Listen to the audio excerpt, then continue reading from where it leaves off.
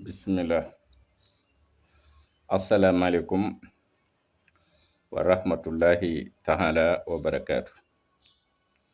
Seen mbokkum taalibe Adama Diouf moo leen di nuyu te di leen siyaar fas yéene leen a baaxe salaatu boo xam ni ku ko wax benn yoon ci dundam du tàbbi sawara.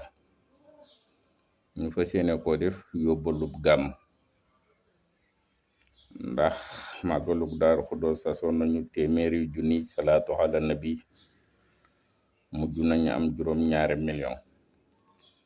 ñu wéyal ko ba ci weeru gàmm nga xam ni limaguñu fi mu ne li ñu amagut. maa ngi sàkku képp koo xam ni doon nga ci vidéo bi nga jël sama numéro 76 381 53 43 ndax yàlla sunu borom dafa wax ni yaa ayyuhal lazina aamanu yéen way gëm yi salloo ni ngeen julli ci yonante bi sallallahu taala alayhi wa sallam. daa di waxaat inna allaha wa malaikatahu yusalloona man ak samay malaayika danañ julli ci yonante bi sallallahu taala alayhi wa sallam. ba malaaka yi dañuy wax yàlla sunu borom ne ko jéggalal sa jaam bii du julli ci yow mu ne jéggal naa ko ba jéggalaale ko bàkkaar yi mu jëfut.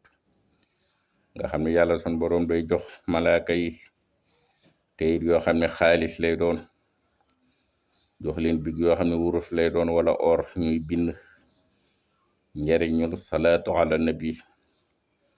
kon loolu ku tee daka daa wax Seex Saaliw kenn ku ne am nga ñaari biir, sa biiru bopp sa biir bàmmeel. sa biiru bopp bi yàlla ko warlu, fekku la yàlla warlu na nga di ko bokk moom bàyyi biir bàmmeel. kon nañu góorgóorlu ci biir bàmmeel ndax Sëñ Saaliw nee na lu fa waay du fu doo ko fa fekk. kon salaatu baa ngi nii nga xam ne ku ko wax benn yoon ci dundam du tàbbi sawara. allahumma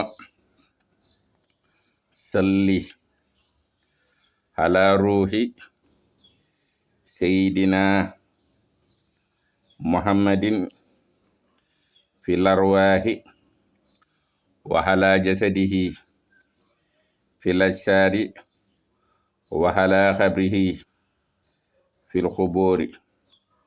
googu julli ku ko wax du tàbbi sawara.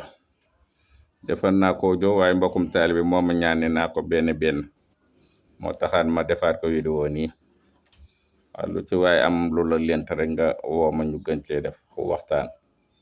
seen mbokkum taalibe Adama Diouf mu Sëriñ Omar Diouf xasaay tey sàkku ngeen ñaanalal ma ko mook sunu yaay ci soxna Bintu Géey. yal na leen yàlla yërëm xabli abi wa abli mi sarmada maxfiratan wa rahmatan bi ahmada. allahumma ixfir li wa li walidayya allahumma ixfir li wa li walidayya